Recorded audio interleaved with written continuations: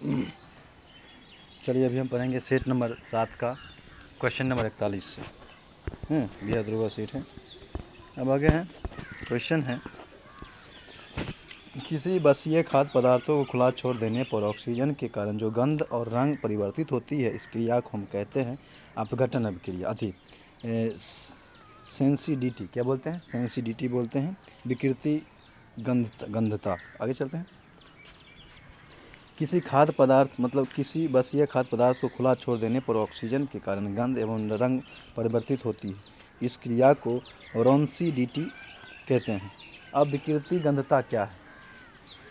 वसायुक्त अथवा तेलीय खाद्य सामग्री जब लंबे समय तक रखा जाता है तो उपचयित होने पर तेल और वसा विकृति गंधी हो जाते हैं।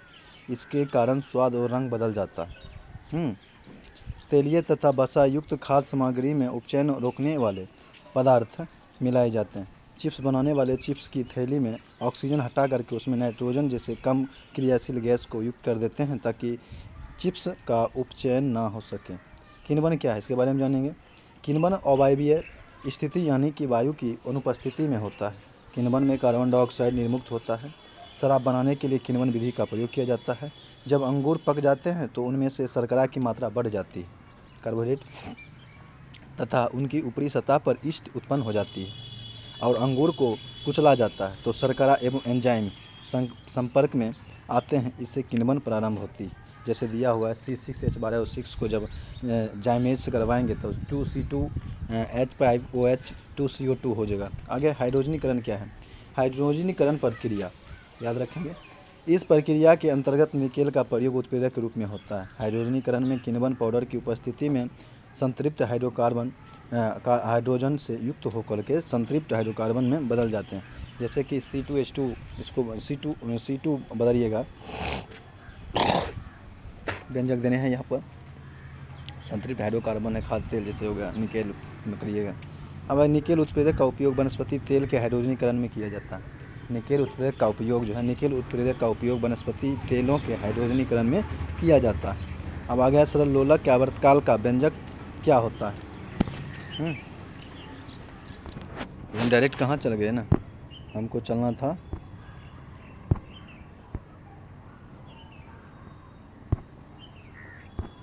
इकतालीस से। चलिए 41 से चलेंगे। Question number 41।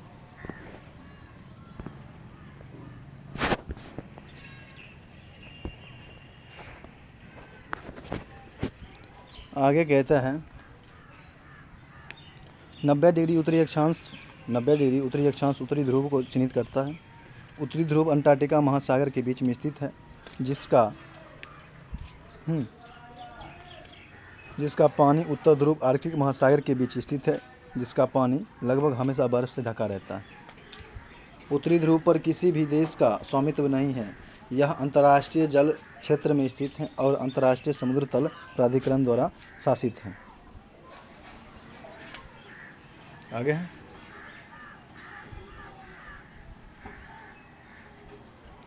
Ring of fire, यही ना।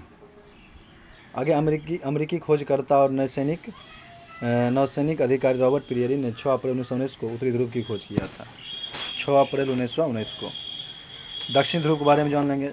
90 डिग्री दक्षिणी अक्षांश दक्षिणी ध्रुव को चिन्हित करता है। दक्षिणी ध्रुव अंटार्कटिका के महाद्वीपीय भूभाग पर स्थित है। इसे स्थलीय दक्षिणी ध्रुव के नाम से भी जाना जाता है। उत्तरी ध्रुव की तरह अंटार्कटिका भी बहुत शुष्क है। इसका सारा पानी बर्फ के रूप में जम जाता है। नॉर्वे के खोजकर्ता रोनाल्ड एडमंडसेन दक्षिणी ध्रुव पर पहुंचने वाला पहले व्यक्ति थे। अब आगे रिंग ऑफ फायर कहाँ है? रिंग ऑफ फायर प्रशांत महासागर के जो है चारों ओर ज्वालामुखी का एक श्रृंखला है। रिंग ऑफ फायर प्रशांत महासागर में भूकंप एवं ज्वालामुखी से प्रभावित लगभग 40,000 किलोमीटर के क्षेत्र में घोरे के नाल के आकार के फैले हुए एक विस्तृत क्षेत्र है। विश्व में अधिकांश भूकंप एवं ज्वालामुखी सक्रिय एवं सुषुप्त क्षेत्र में आते हैं, जो प्रशांत महासागर के पूर्वी एवं पश्चिमी किनारों पर विस्तृत हैं। ज्वालामुखी तथा भूकंप की क्रिया एक दूसरे से अंतर संबंधित हैं। प्रत्येक ज्वालामुखी क्रिया के साथ सामान्यतः भूकंप की उत्पत्ति होती है तथा इस भूकंप की तीव्रता जो है ज्वालामुखी क्रिया की तीव्रता पर निर्भर करती है। आगे किंतु यह आवश्यक नहीं है कि प्रत्येक भूकंपीय प्रक्रिया के लिए ज्वालामुखी ही जरूरी हो प्रक्रिया होगी। अब आगे ज्वालामुखी वैल्केनो के बारे में जानेंगे।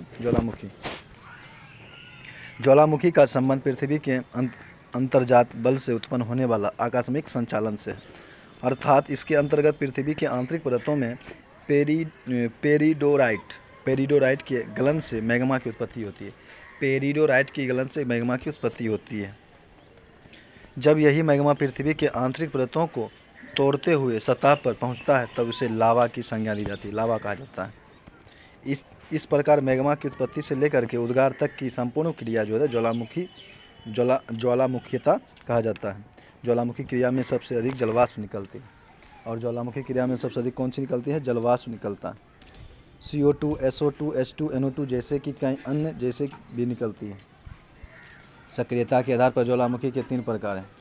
सक्रियता के आधार पर ज्वालामुखी के 3 प्रकार हैं, जान लेते हैं। सक्रिय ज्वालामुखी लिपारी द्वीप पर स्थित इटली का लिपारी द्वीप है। सक्रिय ज्वालामुखी हो जाएगा आपका इटली का लिपारी द्वीप समूह। भूमध्य सागर के स्ट्रोम्बोली, इटली का माउंट एटना हो जाएगा। इक्वाडोर कोटोपेक्सी हो जाएगा। अंडमान निकोबार का बैरन हो जाएगा। अंटार्कटिका का एडमंड मतलब माउंट एरूबुलस हो जाएगा।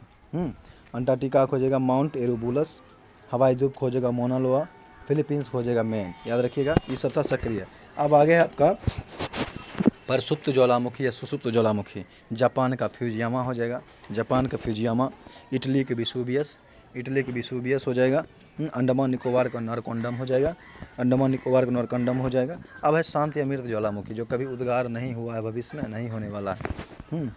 तंजानिया किलिमंजारो, म्यांमार का पोपा, ईरान के उदय बंदन, अर्जेंटीना के कांगुआ है, इक्वाडोर का चिम्बाराजो। आगे चलते हैं।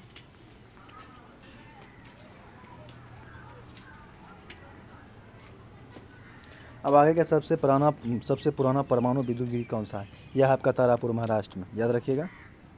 आगे सबसे पुराना यानी प्रथम परमाणु विद्युत ग्रिड तारापुर महाराष्ट्र में है। तारापुर महाराष्ट्र विद्युत ग्रिड का स्थापना महाराष्ट्र के पालघर जिला के तारापुर में 28 अक्टूबर 1969 को किया गया था। इस संयंत्र में 4 रिएक्टर हैं, जिनमें से 2 हैं बोइंग वाटर रिएक्टर हैं तथा 2 प्रेशराइज्ड हेवी वाटर रिएक्टर हैं। तकनीकी पर आधारित है। तारापुर बिजली संयंत्र की क्षमता जो है 210 मेगावाट थी, जो अब बढ़ करके 1100 मेगावाट हो चुकी है। तारापुर परमाणु संयंत्र अमेरिका के सहयोग से स्थापित किया गया था। तत्कालीन प्रधानमंत्री लाल बहादुर शास्त्री की उपस्थिति में 1964 ईस्वी में देश ने अनुबंध पर हस्ताक्षर किए थे। अब तारापुर हो गया। रावत भाटा हो जाएगा आपका राजस्थान में। 1972 में भारत का दूसरा परमाणु विद्युत गिरी रावत भाटा को स्थापित किया गया था। रावल भाटा परमाणु विद्युत गिरी को जल की सुविधा के ध्यान में रखते हुए राणा प्रताप बांध के निकट लगाया गया। वर्तमान में 1180 मेगावाट की कुल क्षमता स्थापित क्षमता के साथ परिचालन में है। 6 दबाव वाले भारी जल रिएक्टर इकाइयाँ हैं। अब आगे आपका कलप्पन, तमिलनाडु में पड़ता है। 1984 में भारत का तीसरा परमाणु विद्युत गिरी, पहला था 69, दूसरा का था 72, तीसरा का है 84। 1984 में तारापुर भारत की तीसरी परमाणु विद्युत गिरी भारत के पूर्वी तट पर कलप्पन में स्थापित किया गया था। 440 मेगावाट क्षमता वाला यह संयंत्र स्वदेशी तकनीकी पर आधारित है। कौन? कलप्पन। अब आ गया नरोरा, उत्तर प्रदेश पड़ता है। 1989 में जो है भारत का चौथा परमाणु विद्युत स्थापित किया गया बुलंदशहर, उत्तर प्रदेश के बुलंदशहर जिला में नरोरा नामक स्थान पर स्थापित किया गया था। यह विद्युत गिरी गंगा नदी के तट पर स्थित है। इसमें प्रेशराइज्ड हेवी वाटर तकनीकी के 2 रिएक्टर हैं और प्रत्येक की क्षमता 220 मेगावाट है। अब कुल 440 मेगावाट हो गया है। वर्तमान में जुलाई 2024 में भारत में कार्यशील रिएक्टरों की कुल संख्या 24 एवं आणविक क्षमता 880 हो गया है। 880 मेगावाट का। अन्य निर्माणाधिकरण रिएक्टर के पूरे होने से विद्युत उत्पादन क्षमता वर्ष 2031 तक 22,480 मेगावाट हो जाएगी। आगे परमाणु भारत परमाणु शक्ति संपन्न राष्ट्रों में 6ठे स्थान पर है, परंतु अभी भी कुल विद्युत उत्पादन में परमाणु ऊर्जा का योगदान मात्र 3% है। भारत में परमाणु ऊर्जा अनुसंधान के जनक डॉक्टर होमो जहांगीर भाभा के प्रयासों के फलस्वरूप 1948 में परमाणु ऊर्जा आयोग की स्थापना की गई थी। 1954 में परमाणु ऊर्जा विभाग की स्थापना की गई। मुंबई के निकट ट्राम्बे में भारत का पहला परमाणु अनुसंधान संयंत्र अप्सरा 1959 में 1956 में स्थापित किया गया था, अप्सरा। अब आगे क्वेश्चन है आपका, आगे कहता है कि सिंधु घाटी सभ्यता से संबंधित निम्नलिखित कथनों पर विचार करना है। जल निकासी की व्यवस्था की थी, लेकिन यह अनियोजित था। यही गलत है हमको जो लग रहा है।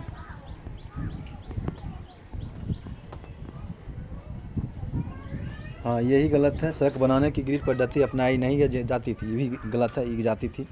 सभ्यता में नगरीय जीवन प्रारंभ हुआ था, ये सही है बिल्कुल। नगरों 2 भागों में विभाजित थे, पहली गाढ़ या ऊंचाई पर, दूसरी निचली सर पर, ये भी सही है। और 3-4 सही है। आगे चलते हैं। सिंधु घाटी सभ्यता की सबसे अनूठी विशिष्टताओं में से एक नियोजित जल निकासी प्रणाली थी। नियोजित जल निकासी प्रणाली थी। सड़कों के किनारे की नालियाँ जो है ऊपर से ढकी होती थी। घरों का गंदा पानी इन्हीं नालियों से होकर के नालियों से होता हुआ नगर की मुख्य नाली में गिरता था। अतः कथन 1 गलत हो गया। सिंधु घाटी सभ्यता में सड़कों तथा गलियों को लगभग एक ग्रिड पद्धति में बनाया गया था, जो एक दूसरे को समकोण पर काटती थी। अब आगे कि सिंधु घाटी सभ्यता में नगरीय जीवन प्रारंभ हुआ था। वस्तुतः इस सभ्यता की पहचान शहर योजना व्यवस्था में की जाती है। सिंधु घाटी सभ्यता के आवासीय व्यवस्थाओं की विशेषता यह है कि वे एक खास संरचनात्मक प्रणाली का पालन करते हुए बनाए गए थे, जिनमें सड़कें एक दूसरे को समकोण पर काटती थी। अतः 3 सही है। अब आगे कि सिंधु घाटी सभ्यता में नगर 2 भागों में विभाजित था, पहले था गाढ़ या ऊंचाई वाला, दूसरा का था निचला। आगे पुरातत्वविदों ने इन्हें क्रमशः दुर्ग और निचला शहर का नाम दिया था। दुर्ग की ऊंचाई का कारण यह था कि यहाँ की रचनाएं कच्ची ईंटों के चबूतरे पर बनी थी। दुर्ग को दीवार से घेरा गया था, जिसका अर्थ है कि इसे निचले शहर से अलग किया गया था।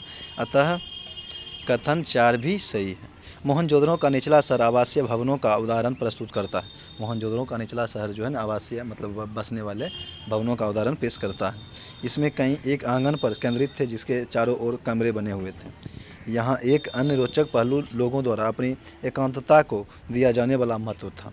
भूमि तल पर बनी दीवारों में खिड़कियाँ नहीं थी। भूमि तल पर बनी दीवारों में, जो ज़मीन पर बना था, उनमें खिड़कियाँ नहीं थी।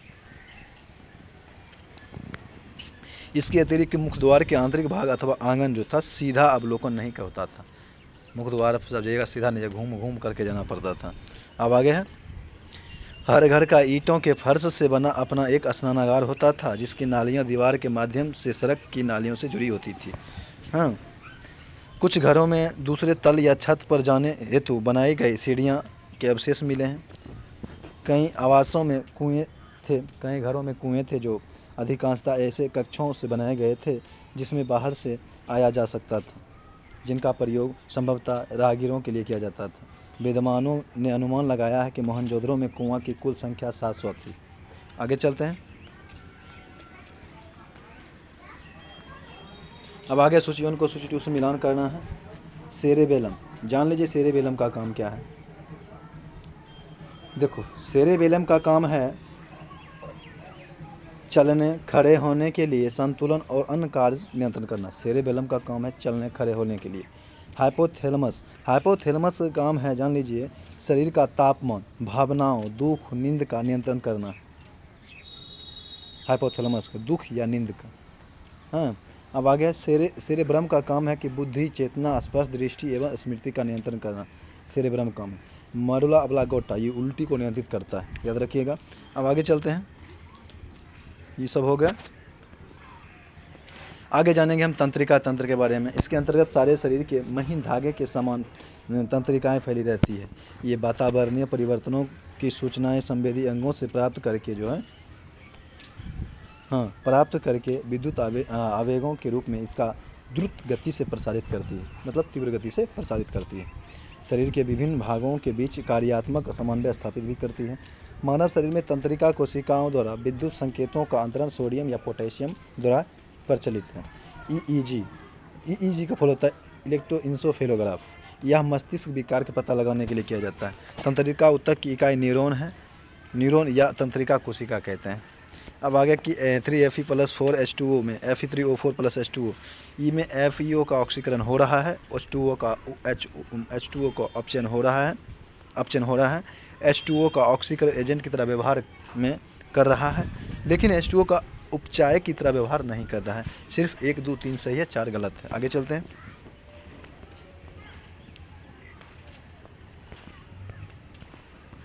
आगे है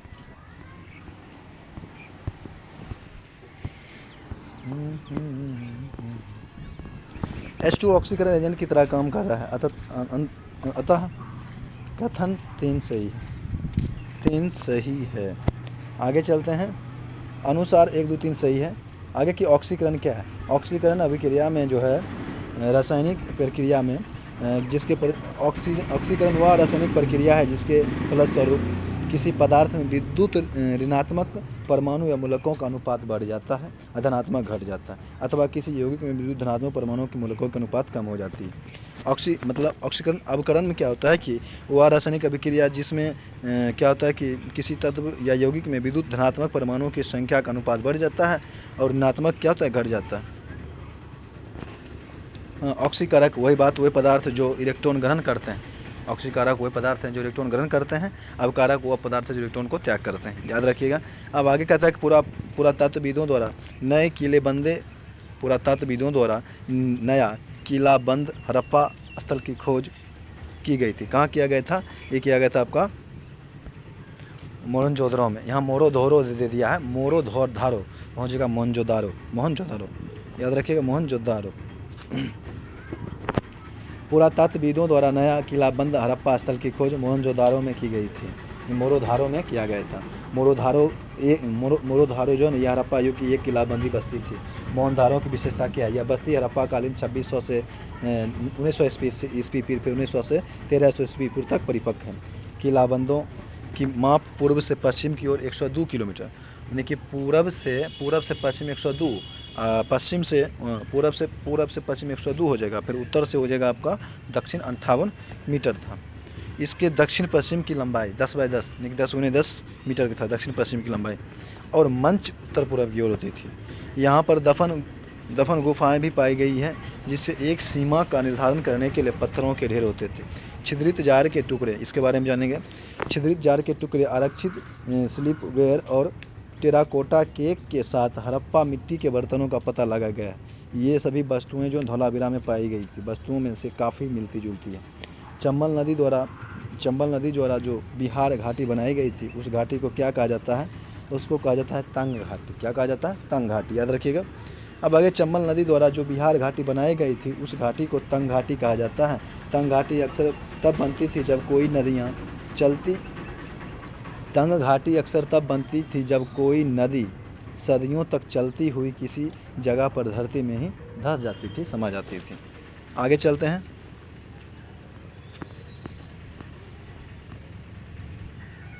भारत में चंबल नदी की घाटियाँ ऐसी ही तंग घाटी के उदाहरण हैं। चंबल नदी मध्य प्रदेश के महू के समीप मालवा पठार से निकलती है। चंबल नदी यमुना की सहायक नदी है जो उत्तर प्रदेश के इटावा में समीप यमुना मिल जाती है। चंबल नदी यमुना की सहायक नदी है जो उत्तर प्रदेश के इटावा में जाकर के यमुना में मिल जाती है। आगे चलते हैं। यह नदी अपने उत्खात यानी कि बिहार भूमि के लिए प्रसिद्ध है। चंबल नदी की संपूर्ण लंबाई 965 किलोमीटर। चंबल नदी की संपूर्ण लंबाई कितना है? 965 किलोमीटर। यह नदी राजस्थान की एकमात्र सदा नीरा नदी, राजस्थान की एक सदा नीरा नदी जो है यही है चंबल नदी। चंबल नदी का पौराणिक नाम चंद्रमावती थी। अब आगे है लेटेराइट मिट्टी के बारे में कुछ जानेंगे।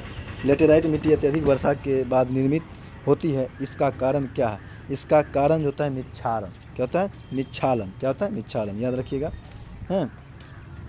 यह मिट्टी सामान्यतः 200 सेंटीमीटर से अधिक वर्षा वाले क्षेत्रों में पाई जाती है। अधिक वर्षा के कारण लेटेराइट चट्टानों का निच्छालन होता है, जिसके परिणाम स्वरूप बालू एवं चूना के अधिकांश सिरे पर नीचे चले जाते हैं एवं मृदा के रूप में लोहा एल्युमिनियम के यौगिक बच पाते हैं। यह मिट्टी मुख्य रूप से पूर्वी एवं पश्चिमी घाट पर्वत, राजमहल के क्षेत्र, छोटा नागपुर के पठार और मेघालय के पठार में पाई जाती है। कौन? ये जो है लेटेराइट मिट्टी। इस मिट्टी में चूना, नाइट्रोजन, पोटास, ह्यूमस की कमी होती है। लेटेराइट मिट्टी में चूना, पोटास, ह्यूमस और नाइट्रोजन की कमी होती है।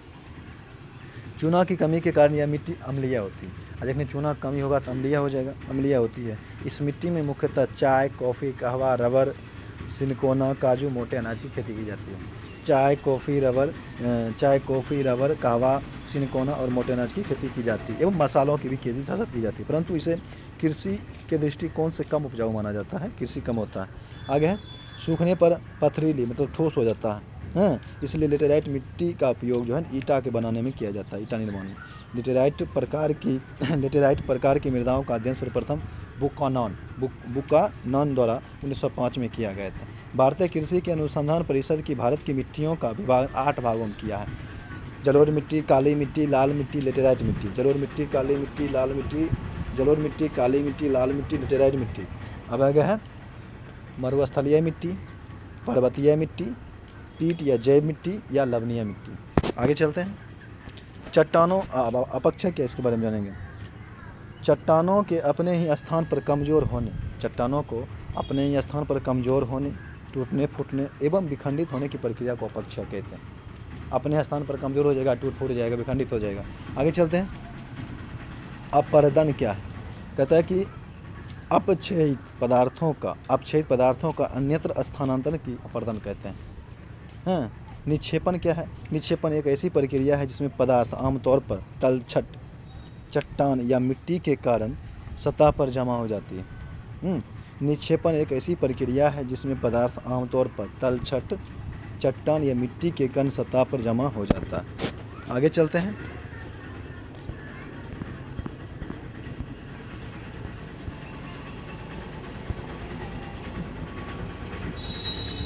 आगे कपास की खेती के लिए प्रयुक्त मिट्टी में संबंधित कथनों पर विचार करना।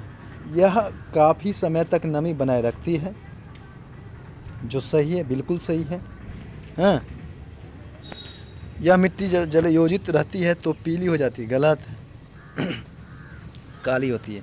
यह मिट्टी कंकर और चूना पत्थर से भरपूर होते हैं, गलत, इसमें कंकर चूना पत्थर नहीं होता। यह दोमट मिट्टी होती है, गलत, दोमट मिट्टी नहीं होती है। आगे चलते हैं। कपास की खेती के लिए सबसे उपयुक्त मिट्टी काली मिट्टी होती है। इस मिट्टी में जल धारण करने की क्षमता होती है, उससे इसमें काफ़ी समय तक नमी बनी रहती है, जो सही है। काली मिट्टी, इस मिट्टी को रंगूर मिट्टी, उष्णकटिबंधीय चिरेजनम मिट्टी बोलते हैं। काली मिट्टी को रंगूर मिट्टी, उष्णकटिबंधीय चिरजोनम या ट्रॉपिकल ब्लैक अर्थ जिसका होता है उत्तर केरल उत्तरपुर में कहा जाता है, मिट्टी के नाम से भी जाना जाता है। कपास की खेती के लिए सबसे उपयुक्त मिट्टी जो है होने के कारण काली मिट्टी को काली कपासी मिट्टी के नाम से भी जाना जाता है। काली मिट्टी का सर्वाधिक विकास महाराष्ट्र के दक्कन ट्रेंट में है। काली मिट्टी का सर्वाधिक विकास महाराष्ट्र के दक्कन ट्रेंट के उत्तर पश्चिमी क्षेत्र में हुआ है। भारत में काली मिट्टी का निर्माण ज्वालामुखी विस्फोट से निकलने वाले लावे के ठंडे होने के उपरांत विशाल चट्टानों के अपक्षय या अपरदन से हुआ, इसलिए इसे लावा मिट्टी भी कहा जाता है। ह्यूमस, एल्युमिनियम एवं लोहा के टाइटेनीफेरस मैग्नेटाइट, ह्यूमस, एल्युमिनियम और लोहा के टाइटेनीफेरस मैग्नेटाइट की यौगिक की उपस्थिति के कारण इस मिट्टी का रंग काला होता है। इसका लोहा के टाइटेनीफेरस मैग्नेटाइट के कारण कहता है कि गीली होने पर यह मिट्टी चिपचिपी हो जाती है, लठलठा मकद हो जाता है, और सूखने पर यह दरार की तरह फट जाता है, इसलिए इसे स्वतः जुताई या स्वभवता मिट्टी कहते हैं। कपास की खेती के लिए उपयुक्त जलवायु दशाएँ, जलवायु गर्म और आर्द्र होनी चाहिए। इसमें कपास की खेती करिएगा तो जलवायु गर्म और आर्द्र होनी चाहिए। तापमान 21 डिग्री से लेकर के 37 डिग्री के बीच होना चाहिए। फसल लगने के समय दिन गर्म रात ठंडा होना चाहिए। वर्षा मध्यम होना चाहिए, 50 से 75 सेंटीमीटर वर्षा होना चाहिए। अन्य महत्वपूर्ण तथ्य जैसे देने हैं। 1953 ईस्वी में केंद्रीय वृक्ष मृदा संरक्षण बोर्ड का गठन किया गया था। कब? 1953 में। इसका मुख्यालय नई दिल्ली में है। मरुस्थलीय की समस्याओं के अध्ययन हेतु जोधपुर में सेंट्रल एरिड जोन अनुसंधान की स्थापना किया गया। कौन? जोधपुर में सेंट्रल एरिड जोन के अनुसंधान की। अब आगे आपका है रीजनिंग।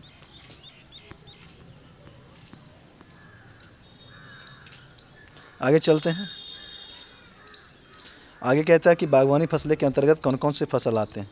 बागवानी फसल के अंतर्गत चाय आता है, कॉफ़ी आता है, रबर आता है, दाल नहीं आता, दाल नहीं आता है। चलिए चलते हैं। बागवानी खेती बागवान या कृषि फर्मों पर की जाती है जिसमें विशिष्ट प्रकार की फसलें जैसे कि रबर, नारियल, केला, काजू, चाय, कॉफ़ी आदि का उत्पादन किया जाता है। हाँ, देश में मृदा जलवायु देश में मृदा जलवायु एवं कृषि पद्धति में अंतर होने के कारण जो है विभिन्न क्षेत्रों में विभिन्न फसलों की उत्पादन होती है। ऋतु के आधार पर भारतीय कृषि 3 वर्गों में बांटा गया है: खरीफ फसल, रबी फसल और जायद फसल। अब खरीफ फसल जो है ना जून जुलाई में बोया जाता है, अक्टूबर नवंबर में काट लिया जाता है। हाँ, खरीफ की फसलों की बुआई के समय अधिक तापमान और अधिक आर्द्रता की आवश्यकता होती है। जिस समय खरीफ की फसल होती है उस समय अधिक तापमान और अधिक आर्द्रता की आवश्यकता पड़ती है। खरीफ फसल ऐसे है कि धान, सोयाबीन, कौन हो जाएगा, धान, सोयाबीन, अरहर, तिलहन, मूंग, उड़द, लोबिया, ज्वार, बाजरा, रागी, मूंगफली, कपास, तंबाकू, ये सभी है खरीफ फसल। अब रबी फसल वो अक्टूबर नवंबर में बोया जाता है, मार्च अप्रैल में यानी कि अप्रैल मई में काट लिया जाता है। कौन? रबी फसल जो होता है इन फसलों को उगाते समय अपेक्षाकृत कम तापमान यानी कि ठंडा मौसम में रोपा जाता है। कम तापमान के लिए कम तापमान तथा पकने के लिए अधिक तापमान की आवश्यकता होती है। जैसे खूब टेम्परेचर रहेगा, बैसाख का महीना देखते हैं ना, हैं, अप्रैल मई में। अब आगे कि इन फसलों को उगाते समय अपेक्षाकृत कम तापमान हो गया। जैसे कि इन फसल में होता है गेहूँ, जौ, मटर, चना, सरसों, आलू, मसूर, तीसी, अलसी जिसको बोलते हैं, और राई। कौन कौन? गेहूँ, ज्वार, मटर, चना, सरसों, आलू, मसूर, अलसी और राई। जायद की फसलों की समस्या रबी एवं खरीफ फसल के बीच होती है। जब दोनों फसल की खेती हो जाता है उसी के बीच में होता है जायद फसल, जैसे कि ककड़ी, लौकी, तरबूजा, खरबूजा, करेला, ये सभी हो जाएंगे। अब अन्य फसल भारत के कुल 15 एग्रो क्लाइमेटिक जोन में बांटा गया। भारत को करीब करीब 15 एग्रो क्लाइमेटिक जोन में बांटा गया, जबकि देश में एग्रो क्लाइमेटिक जोन इकोलॉजिकल में की संख्या 20 है और इकोलॉजिकल की संख्या कितना है? 20 है। आगे चलते हैं।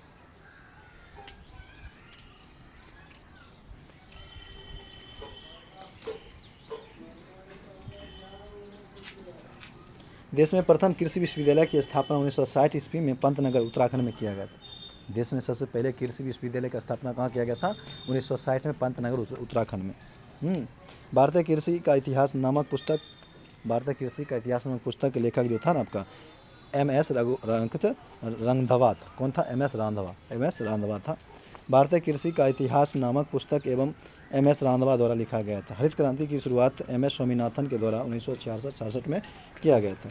MS स्वामीनाथन के द्वारा हरित क्रांति उच्च गुणवत्ता वाले बीज, रासायनिक उर्वरक व नहरी सिंचाई आधारित कृषि उत्पादन की एक नवीन प्रक्रिया है। हाई यील्डिंग वेराइटाइज प्रोग्राम यानी कि HYVP, इसके बारे में जानेंगे, नाम से पुकारा जाता है। हरित क्रांति शब्द का प्रयोग सर्वप्रथम विलियम गॉड ने किया था। और हरित क्रांति शब्द का प्रयोग सबसे पहले किसने किया था? विलियम गॉड ने, याद रखिएगा। हरित क्रांति के जनक के रूप में नॉर्मन बोरलॉग को जाना जाता है, जो अमेरिका के निवासी थे। विश्व स्तर पर जाना जाता है। 1970 में विश्व शांति का नोबेल पुरस्कार भी इनको दिया था। किसको? नॉर्मन बोरलॉग को। हरित क्रांति का सर्वप्रथम प्रभाव गेहूं की फसलों पर पड़ा था। अब आगे जलोढ़ मिट्टी से संबंधित कथनों पर विचार कीजिए। भारत में कुल भूभाग पर 40% हिस्से पर जलोढ़ की मिट्टी विस्तार है। हमको तो लग रहा है गलत हो जाएगा, चलिए सही है विस्तार है 40%। जलोढ़ मिट्टी का निर्माण नदियों द्वारा बहा कर लाए गए निक्षेपों के द्वारा होता है, ये भी सही है। आगे चलते हैं। भारत के कुल भूभाग का लगभग 40% हिस्सा जलोढ़ मिट्टी का विस्तार है। जलोढ़ मिट्टी का निर्माण नदियों द्वारा बहा कर लाए गए निक्षेपों द्वारा होता है। जलोढ़ मिट्टी इसमें रेत, गाद, मृतिका क्ले मतलब बालू के लिए विभिन्न अनुपातों में होते हैं। यह पंजाब के असम तक विस्तृत मैदान भाग के साथ साथ नर्मदा, ताप्ती, महानदी, गोदावरी, कृष्णा और कावेरी नदियों की घाटियाँ एवं केरल के तटवर्ती भागों में विस्तृत है। भूगर्भिक संरचना और संगठन के आधार पर जलोढ़ मिट्टी को बांगर और खादर में बांटा गया है। प्राचीन जलोढ़ मिट्टी को बांगर और नई को खादर कहते हैं। प्राचीन बांगर वाला में कहते हैं कंकर व कैल्शियम कार्बोनेट होता है। इसकी उर्वरता बनाए रखने के लिए भारी मात्रा में उर्वरक की आवश्यकता पड़ती है। खादर को यह लगभग 30 मीटर की ऊंचाई तक मिलता है। नवीन जलोढ़ मिट्टी को खादर कहा जाता है। यह प्रत्येक साल बाढ़ द्वारा लाया जाता है। मिट्टी बांगर की अपेक्षा यह अधिक उपजाऊ होती है। जलोढ़ मिट्टियों में पोटास, फास्फोरस, चूना जलोढ़ मिट्टी में जलोढ़ मिट्टी में पोटास, फास्फोरस, फास्फोग्लिसरिक अम्ल, चूना व कार्बनिक तत्वों की प्रचुरता होती है, परंतु इसमें नाइट्रोजन व ह्यूमस की कमी होती है। शुष्क क्षेत्रों में इस मृदा में लवणीय और क्षारीय गुण भी पाए जाते हैं। यह मिट्टी धान, गेहूँ, चना, दलहन, तिलहन आदि की खेती के लिए प्रयुक्त होता है। जलोढ़ मिट्टी की उर्वरता अधिक होती है, इसके बारे में जान लेंगे।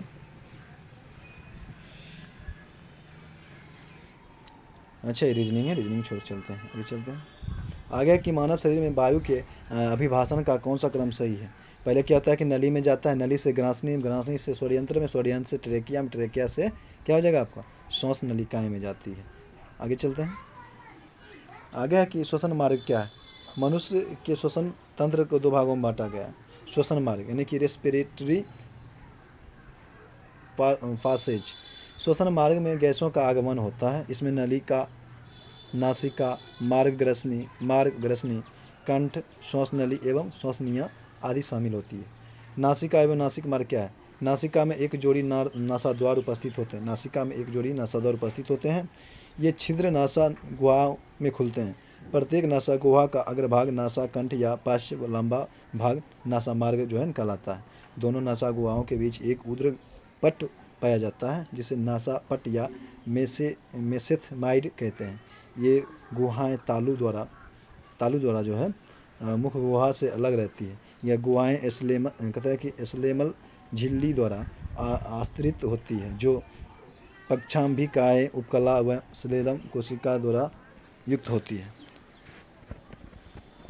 नासा गुहाओं के अग्रभागों को स्लेम झिल्ली में तंतुओं के अनेक स्वतंत्र सिरे उपस्थित होते हैं। ये गंध के बारे में भी जानकारी देते हैं। आगे है नासा गुहा। नासा गुहाओं का कार्य। टेढ़ी मेढ़ी टर्बाइनल अस्थियां नासा मार्ग का क्षेत्रफल बढ़ा देती है एवं चमकदार मार्ग से गुजरते समय वायु का ताप शरीर के ताप के समान होता है। लगातार स्लेम श्रावण के कारण नासा मार्ग नम एवं लसदार बने रहते हैं जो फेफड़ा तक जाने वाली वायु को नम बना देते हैं।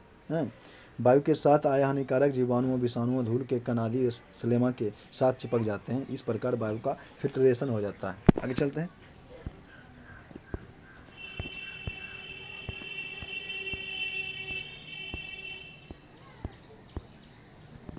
ग्रसनी नासा गुहा आंतरिक नसा द्वारा ग्रसनी में खुलती है। ग्रसनी के आधार क्षेत्र में उपस्थित ग्लेटिक्स के माध्यम से फेरिक्स लेरिक्स में खुलती है। भोजन निकलते समय ग्लोटिक्स जो है एपिग्लोटिक्स द्वारा ढक दिया जाता है। कंठ क्या है। इससे स्वरयंत्र भी कहते हैं। कंठ को क्या बोलते हैं, स्वरयंत्र बोलते हैं। यह 4 उपस्थितियों द्वारा घिरा होता है जिन्हें थायराइड उपास्थि, क्रिकोइड एवं एरिटिनॉइड। कौन कौन हो जाएगा, थायराइड, क्रिकोइड और एरिटिनॉइड। आगे चलते हैं। एरिटिनॉइड संख्या में 2 होती है। इनमें स्वर रज्जु भी उपस्थित होते हैं जो ध्वनि उत्पन्न करते हैं। कंठ की गुहा को कंठाकोश कहते हैं। कंठ के छिद्र को घांटी भी कहते हैं।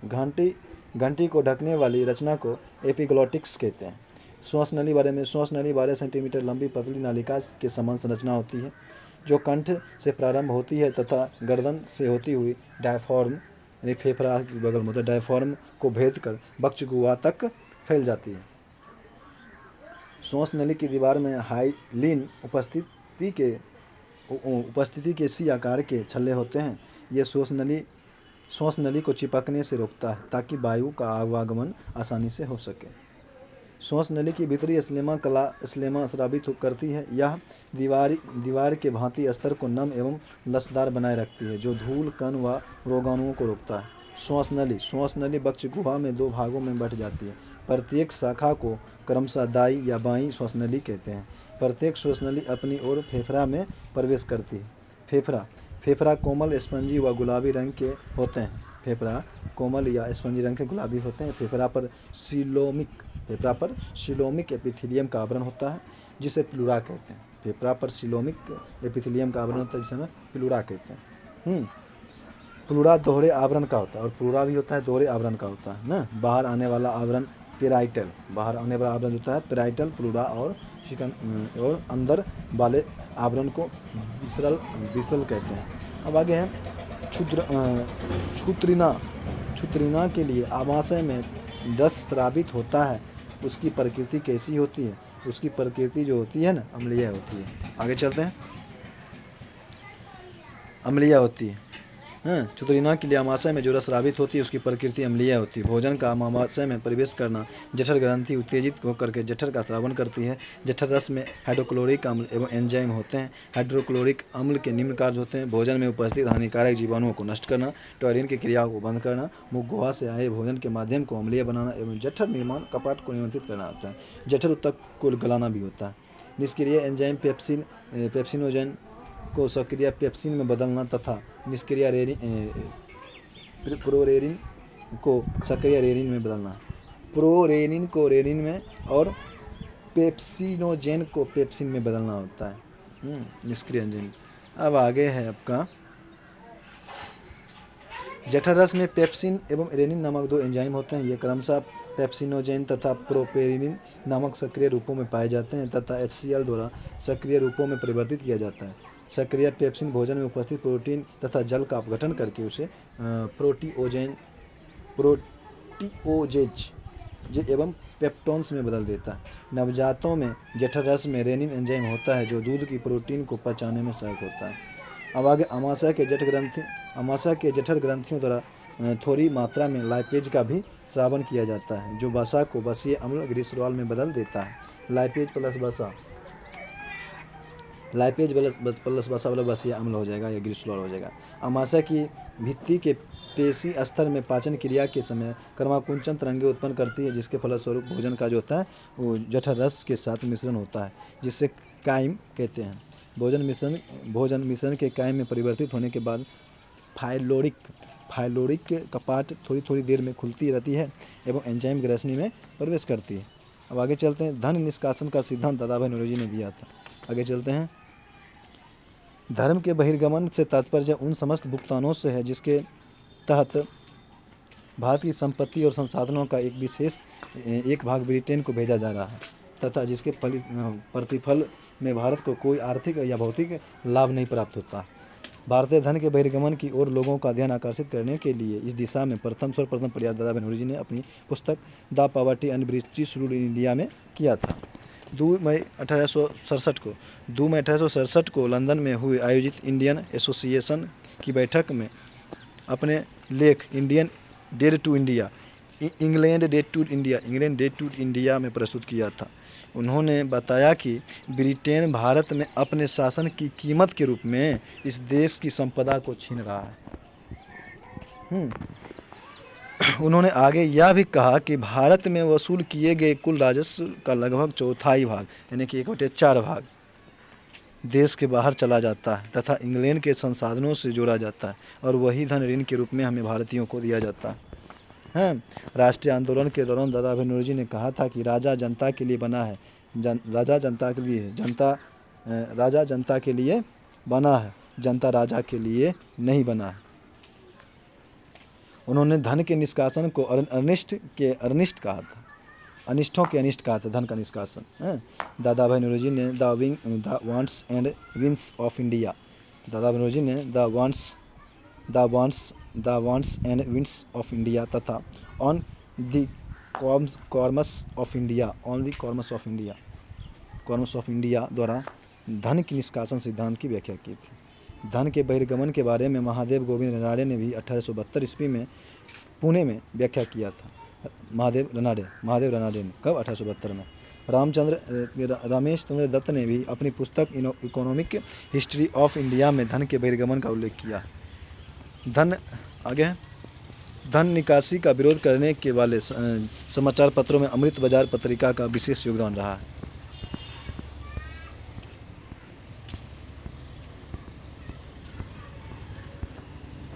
उन्नीस ईस्वी में इंपीरियल लेजिस्लेटिव काउंसिल एक्ट पर भाषण 1901 ईस्वी में इंपीरियल लेजिस्लेटिव काउंसिल के बजट पर भाषण के दौरान गोपाल कृष्ण गोखले ने धन के बहिर्गमन सिद्धांत का प्रस्तुत किया था। सर सैयद अहमद खान दादाभाई नौरोजी ने धन निष्कासन के सिद्धांत को सहमत नहीं किया था। कौन? सर सैयद अहमद खान, दादाभाई नौरोजी एवं अब आगे है आपका बाघ की प्रजातियों के संरक्षण के लिए क्या कदम उठाए जाने चाहिए। आम जनता को जंगल में प्रवेश की अनुमति नहीं देना चाहिए, सही बात है। वन्यजीव अभयारण्य को राष्ट्रीय उद्यान में परिवर्तित करना चाहिए, ये भी सही है। आरक्षित वन और संरक्षित वन को अलग अलग कर देना चाहिए, ये भी सही है। यानी कि आपका चारों सही है। नए वन्यजीव अभयारण्य की स्थापना करना चाहिए, सभी है सही है। आगे कि बाघ की प्रजाति के संरक्षण के लिए निम्नलिखित कदम उठाना चाहिए। आम जनता के जंगल में प्रवेश की अनुमति नहीं देना चाहिए। मनुष्य तथा वन्यजीवों बाघों के बीच मुखभंड होता है, जिससे नकारात्मक प्रभाव उत्पन्न हो जाएगा। इसे रक्षात्मक और प्रतिशोधात्मक हत्या होती है, जिससे बाघ की प्रजातियों में कमी आती है, विलुप्तीकरण के कगार पर ला सकती है। वन्यजीव अभयारण्य को राष्ट्रीय उद्यान में परिवर्तित क्यों करना चाहिए, इसके बारे में जानेंगे। कथा कि वन्यजीव अभयारण्य में मानवीय गतिविधियों की अनुमति है, जबकि राष्ट्रीय उद्यान में किसी भी मानवीय गतिविधि की अनुमति नहीं है। वन्यजीव अभयारण्य का मुख्य उद्देश्य किसी विशेष वनस्पति या जीव जंतु की रक्षा करना है, जबकि राष्ट्रीय उद्यान में वनस्पति, जीव या ऐतिहासिक भौगोलिक महत्व की कोई अन्य वस्तु शामिल हो सकती है। वन्यजीव अभयारण्य की निश्चित सीमाओं नहीं हैं, जबकि राष्ट्रीय उद्यान की सीमा निश्चित एवं परिभाषित होती है। उपरोक्त कारणों से बाघों के संरक्षण के लिए राष्ट्रीय उद्यान लाभकारी क्षेत्र है। आरक्षित वन व संरक्षित वन क्या है, इसके बारे में जानेंगे।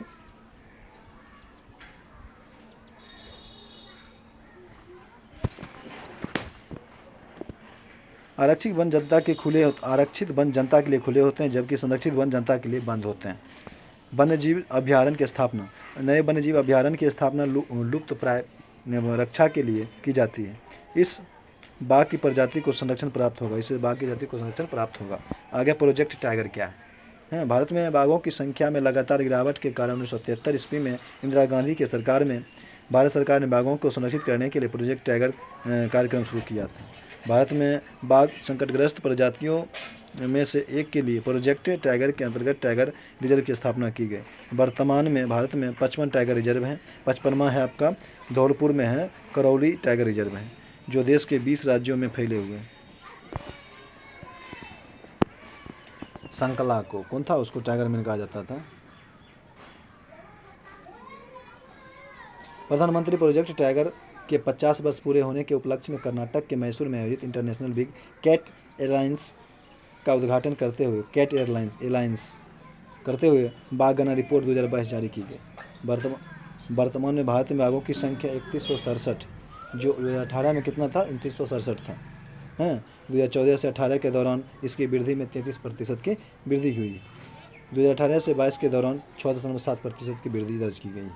अब आगे IBCA, इसे बाघ, शेर, तेंदुआ, हिम तेंदुआ, चीता, जगुआर एवं पुमा के संरक्षण के लिए शुरू किया गया IBCA।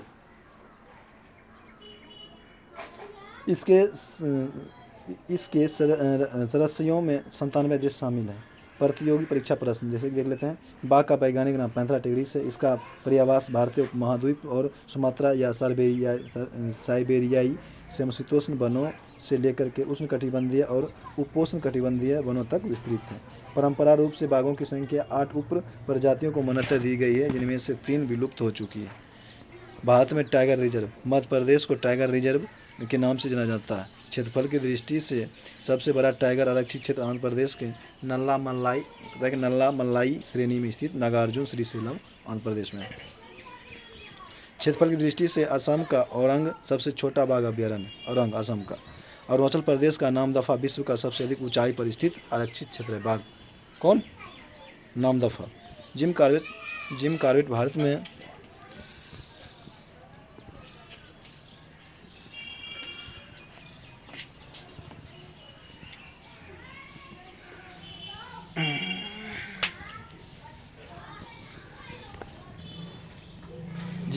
भारत में सर्वाधिक घनत्व वाला बाघ आरक्षित क्षेत्र है। बाघों की संख्या में हुई गिरावट को देखते हुए उन्होंने बचाने के उद्देश्य से हर साल 29 जुलाई को अंतर्राष्ट्रीय बाघ दिवस के रूप में मनाया जाता है। अब आगे पर्वत चोटी केटू की ऊंचाई कितनी है। पर्वत चोटी केटू की ऊंचाई जो आपका 8611 मीटर है। केटू या गार्डविन आस्टिन 8611 मीटर है। काराकोरम श्रेणी की सर्वोच्च चोटी है, जो भारत की सबसे ऊंची चोटी या विश्व का दूसरी सबसे ऊंची चोटी है। काराकोरम को उच्च एशिया का रीढ़ कहा जाता है, जो भारतीय भूभाग POK पर स्थित है। काराकोरम लद्दाख, जास्कर, ट्रांस हिमालय के अंतर्गत आने वाली पर्वत श्रेणियाँ हैं। कौन, ये हो जाएगा K2 अकॉर्डिंग ऑस्टिन। कौन? कराकोरम के अंतर्गत। ट्रांस हिमालय बृहत हिमालय के उत्तरी भाग में है। ट्रांस हिमालय जो है बृहत हिमालय के कौन भाग में? उत्तरी भाग में है, जो इंडो सांगपो सचर जोन के द्वारा विस्तृत हिमालय में पाई जाती है। माउंट एवरेस्ट 8848.86 मीटर का है। कंचनजंगा 8598, मकालू 8481, धौलागिरी 8172, नंगा पर्वत 8126, अन्नपूर्णा 8078, नंदा देवी 7817। आगे चलते हैं, आगे मैथ हाँ यहाँ है। सो आगे हिमालय पर्वत, मतलब हिमालय ऊंचाई कितना है?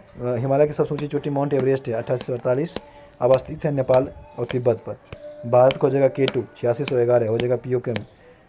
भारत स्थित हिमालय कंचनजंगा 8598 मीटर, हो जाएगा सिक्किम नेपाल सीमा पर। अफ्रीका को हो जाएगा माउंट किलिमंजारो 5895, हो जाएगा तंजानिया में। यूरोप को हो जाएगा माउंट एल्ब्रुस, रूस में है। उत्तरी अमेरिका को हो जाएगा माउंट मैकिनले, अलास्का में है। दक्षिण अमेरिका को होगा ओजस डेल सलाडो, हो जाएगा आपका अर्जेंटीना चिली में। ऑस्ट्रेलिया को हो जाएगा माउंट कैसियो, NSW में हो जाएगा ऑस्ट्रेलिया। अंटार्कटिका का विल्सन पॉइंट मासिफ है। आगे चलते हैं,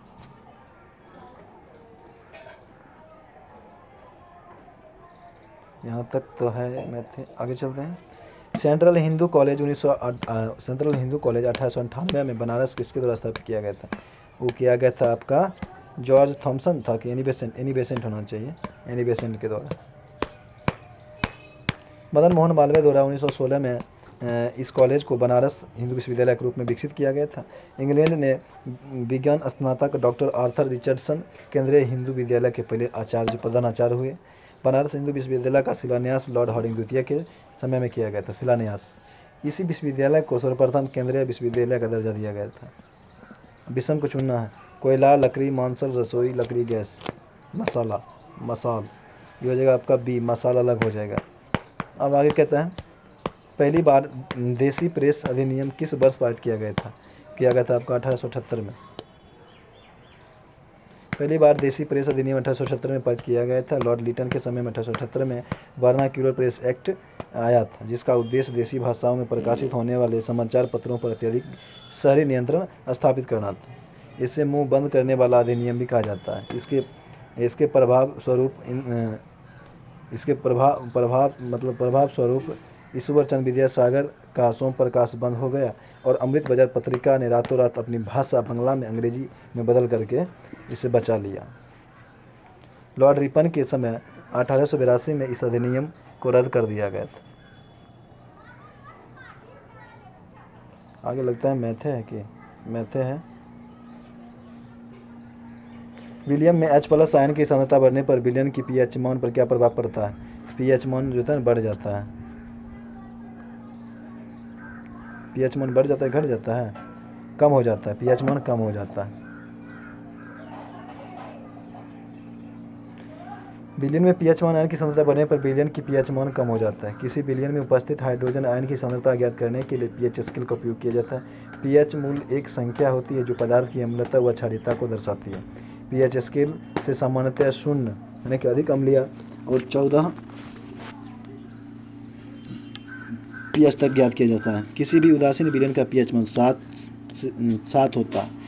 pH स्केल में किसी विलियन का मान 7 से कम हो तो वह अम्लीय होगा, 7 से अधिक हो तो क्षारीय होगा और 7 से 14 तक बढ़ता है। यह pH मान -OH सांद्रता दर्शाती है, OH अर्थात क्षार की शक्ति बढ़ेगी। अम्ल या क्षार की शक्ति अभी विलियन के क्रमशः H+ आयन तथा OH आयन की संख्या पर निर्भर करती है। अधिक संख्या में H+ आयन उत्पन्न होने वाले प्रबल अम्ल हो जाएगा और कम हो जाएगा दुर्बल अम्ल हो जाएगा। मानव शरीर में pH 7 से 7.8 pH के बीच कार्य करता है। वर्षा के जल का pH मान 5.6 से कम होने पर अम्लीय वर्षा हो जाएगा। दांत 5.5 से pH मान कम होगा, झरना शुरू हो जाएगा। दांत का एनामिल जो है आपका कैल्शियम फास्फेट का बना होता है, जो शरीर का सबसे कठोर पदार्थ है। नींबू का रस का pH मान 2.2 होता है। शुद्ध जल का 7 होता है। रक्त का 7.4 होता है। जठर रस का 1.2 होता है। मिल्क ऑफ मैग्नीशिया का 10 होता है। सोडियम हाइड्रोक्साइड का होता है 14। आगे चलते हैं।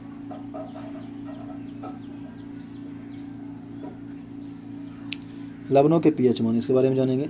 लवणों पर 1 मिनट होल्ड लेते हैं।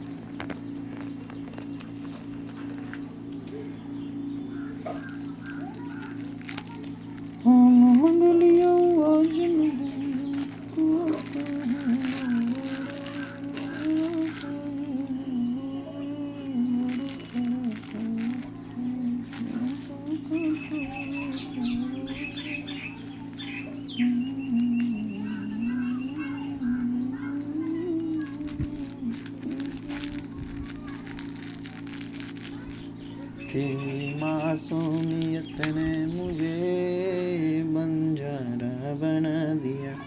अब आ गया अम्लों के पीएच मान, इसके बारे में जानेंगे। प्रबल अम्ल या दुर्बल अम्ल का पीएच मान 7 से कम होता है, ये सब तो हो गया ना।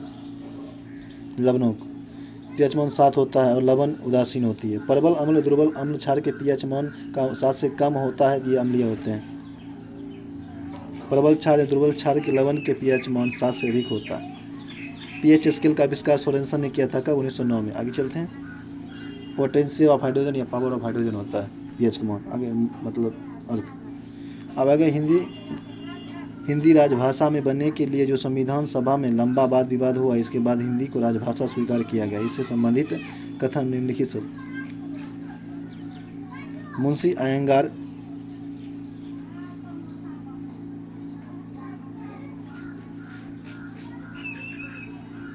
है बहुत बड़ा कथन, एक सही है सिर्फ।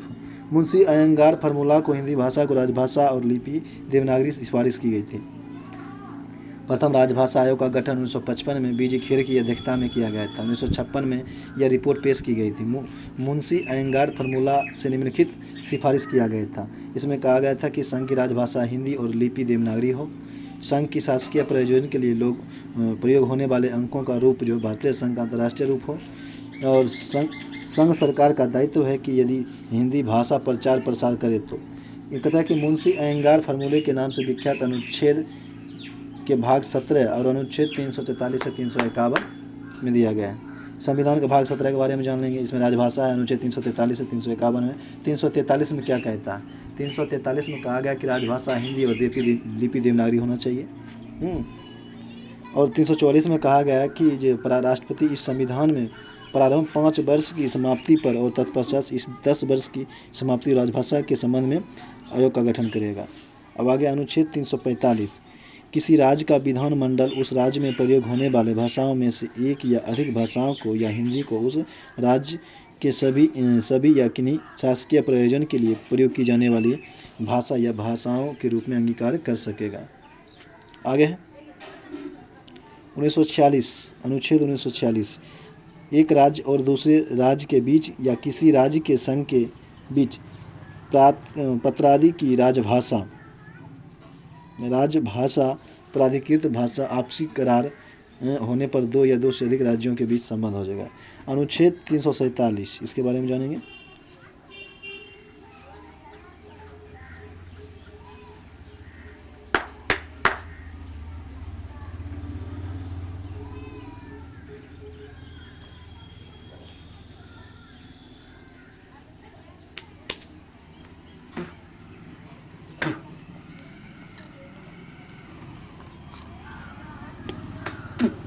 अनुच्छेद 347,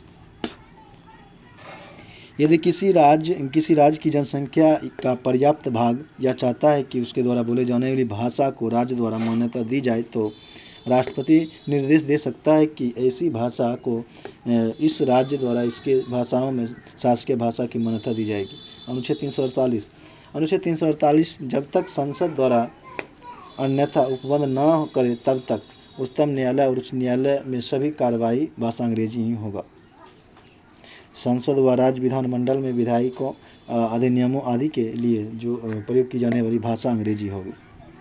48 में है। अनुच्छेद 349, राजभाषा के संबंध में कोई विधेयक राष्ट्रपति के पूर्व बिना मंजूरी से संसद में पेश नहीं किया जाएगा। अनुच्छेद 350, प्रत्येक व्यक्ति किसी व्यवस्था या असंतोष के निवारण के लिए संघ या राज्य के किसी अधिकारी या प्राधिकारी को यथाशक्ति संघ या राज्य में प्रयोग होने वाले भाषा में आवेदन देने का हकदार होगा। आगे